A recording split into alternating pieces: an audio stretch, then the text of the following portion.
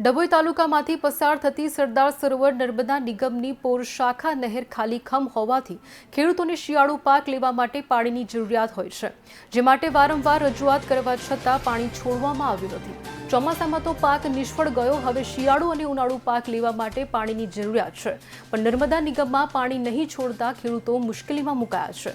હાલ શિયાળુ પાક મકાઈ, ઘઉં, બાજરી, તુવેર અને કહી શકાય કે પશુપાલકો માટે સૂંઢિયાનો પાક કરવા માટે પાણીની તાતી જરૂરિયાત છે, પરંતુ પાણી નહીં છોડાતા ખેડૂતો મુસીબતમાં આવી ગયા છે। આમ નર્મદા નિગમના અધિકારીઓએ આ બાબતે પૂછતા કેમેરા સામે બોલવાની સખ્ત ઇનકાર કર્યો હતો। ડભોઈ પોર શાખામાં નર્મદા કેનાલનું પાણી છોડવા બાબતે વિનંતી। દર વર્ષે 11મા મહિનામાં 10મા મહિનામાં પાણી છોડે છે। આ વર્ષે 11મા મહિનાની 18 તારીખ સુધી પાણી આવ્યું નથી। વારંવાર નિગમમાં વિનંતી કરવા છતાં હજુ સુધી પાણી આવ્યું નથી। રોજ જઈએ છીએ તો એક જ વાત કરે સાહેબ, સોની સાહેબની, કે 2 દિવસમાં પાણી છૂટશે, રિપેરિંગ કામ ચાલુ છે। તો સાહેબ હવે શિયાળુ પાક અમે કયા મહિનામાં કરીએ? એટલે જેમ બને તેમ વહેલી તકે પોર શાખામાં પાણી છોડવા વિનંતી।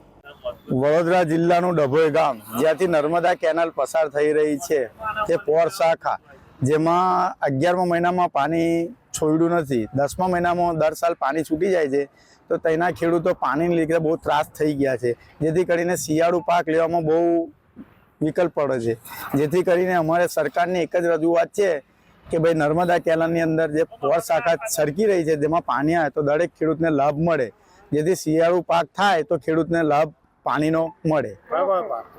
મકઈ છે, તુવેર છે, ઘઉં છે, બાજરી છે, જુવાર છે, ને ખેડૂતો જે પશુપાલક છે તેની માટે સૂંઢિયું છે, એ બધો પાક જે ખેડૂતને જરૂર છે, તો અત્યારે બી હજુ પાણી આવ્યું નથી, તો ખરેખર ખેડૂતે પાણીનો લાભ લઈ શકે